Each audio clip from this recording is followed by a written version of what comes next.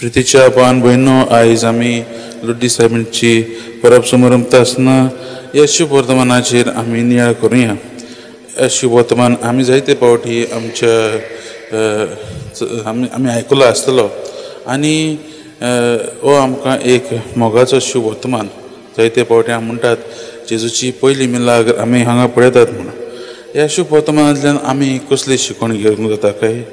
आयज आमी भाग्यन मारेची परब समारंभ आसतना आमी तिचेरूच नियाळ करुया. पयले सुवातेर आमी आमच्या मायेची मायेक आमी पळोवया. ह्या शुभ वर्तमानांत ती जेजू लागीं वेता पयली आनी जेजूक विनंती ती करता. हाचेर आमकां कळून येवंक जाय की आमकां ती एक भरवशाच्या एक भावार्थाचो नमुनो कसो ती आमकां एक दाखयता. म्हणजे कितें ती ह्या परिस्थितीन सोरोन जावन तिणें तें पळयलें आनी ते व्हंकले न्हवऱ्याक लज्जेक पडना जावच्याक ती वचून आपल्या पुताशी ती विनंती करता. म्हज्या भावान भयणो, ती जाणा की ताचे पुताचेर भार दवरल्यार पूत सगळें करतलो म्हणून. आनी हेंच ती आयज आमकां शिकयता. कितें कसली अडचणी येयल्यात, कसलेच वायट येयल्यार, कसले आमी परिस्थिती पडल्यार आमी आमचो भावार्थ जेजूचेरच दवरूंक जाय. हीच शिकवण आमकां आयच्या ह्या वाचपान मेळटा. दुसरें म्हळ्यार म्हज्या भावान भयणो, आमची भाग्यन मारिया जावन आसा एक पावरफूल इंटरसेसर.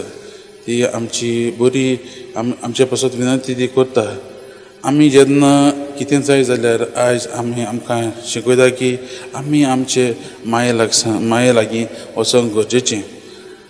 कितेंय आमकां जाय जाल्यार न्हू आमी धाकटें आसतना, आमी भुरगीं आसतना आमकां आमचे पाय कडल्यान, आमचे व्हडल्या भावा कडल्यान कितें जाय जाल्यार आमी डायरेक्ट वचनासलीं. आमी पयलीं वचोन आमचे आवयक मेळटालीं आनी आवय वचोन आमच्या डॅडीक वो भावाक सांगताली. आनी तेच परेन आयज आमकां हेंच शिकयता कितें जाल्यार आमी पयलें आमचे मारिया माय लागीं वचोंक गरजेचें. आनी आमचे मारिया माय आमचे पासत विनंती करता. तेंच आमकां आयच्या शुभ वर्तमानान आमकां दाखोवप करता. आमी कितें जाय जाल्यार तिचे लागीं वचोंक, कित्याक तिचेच एक मायेचें रूप पळोवन, आमचो मोवाळ रूप पळोवन आमचो जेजू आमची प्रार्थना आयकता.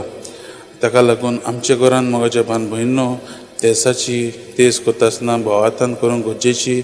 आनी आमी आमचे विनवण्यो सगल्यो मारेचेच विनंतीन आमी देवा मुखार जेजू मुखार घालूंक गरजेचे. तर हे दोन शिकवण्यो आमच्या मनान धरुया.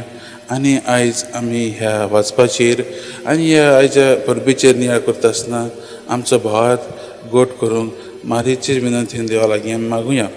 तेच परी आयज आमी ही परब समारंभ आसतना मारेची आमी आमच्या जिवितांत वा आमच्या घराब्यांत वो आमच्या समाजांत आमी जो कोणाक पिडेवंतांक वळखतात तांकांय आमी तिच्या विनंतीन आमी मागुया. कित्याक आयज आमी समारंभ वर्ल्ड डे ऑफ द सीकूय आनी तातूंत आमी आमचे कोण पिडेवंत भाव भयणी आसात तांकां देवा मुखार दवरूंक गरजेची.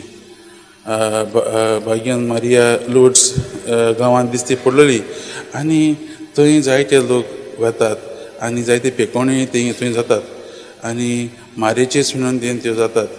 आमी आयज हायच्या ह्या वाचपाचेर नियाळ करता आसतना आनी परबी समारंभ आसतना आमी मारयेक मुखार घालुया आनी तेचेच विनंतीन आमच्यो सगल्यो गरजो देवाच्या हातांत आमी घालुया.